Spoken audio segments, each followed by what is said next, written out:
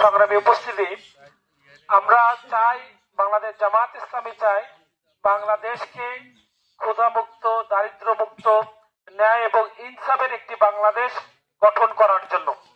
আপনারা কি আমাদের সাথে একমত? একমত। তাহলে আমরা যদি সুন্দর একটা বাংলাদেশ করতে চাই, তাহলে আমাদেরকে যে নেতা নির্বাচনের ক্ষেত্রে অবশ্যই সৎ, যোগ্য, খোদাভীরু, তাকওয়া সম্পন্ন ব্যক্তিকে নেতা হিসেবে নির্বাচন করতে হবে। কি বলেন আপনারা? নেতা যদি চোর হয়, তাহলে কি সরকারের পক্ষ থেকে যে অর্থ বরাদ্দ আসে, নেতা যদি দুর্নীতিবাজ হয়, তাহলে কি এই অর্থ বরাদ্দ, নেতা যদি দুর্নীতিবাজ হয়, তাহলে সমাজের কি কোনো উন্নয়ন করতে পারবে? সমাজের কোনো উন্নয়ন করতে পারবে না।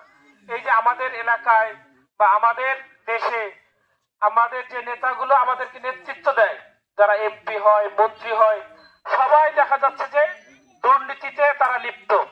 আমাদের সালমান এফ রহমান, আপনার নাম শুনেছেন? নাম শুনেছেন? সালমান এফ রহমান, তাকে যখন পুলিশ গ্রেপ্তার করে, তাকে বলা হয় যে দরবেশ বাবা, লম্বা টুপি, মুখে দাড়ি। যখন পুলিশ গ্রেপ্তার করে, সে দাড়ি টাড়ি ছিলায়, সে হলো মনে করছিল যে আমাকে কেউ চিনবে না আর কি। সে বাংলাদেশের জনতা ব্যাংক থেকে 59,000 কোটি টাকা সে দুর্নীতি করে নিজে লুণ্ঠন করেছে। এই টাকা দিয়ে যদি বাংলাদেশের অর্থনীতিবিদরা বলেছে যে এই টাকা যদি রাষ্ট্রের কোষাগারে রাখা হতো, তাহলে বাংলাদেশে আরো 2টা পদ্মা সেতু নির্মাণ করা যেত। কয়টা পদ্মা সেতু? 2টা পদ্মা সেতু নির্মাণ করতে যেত।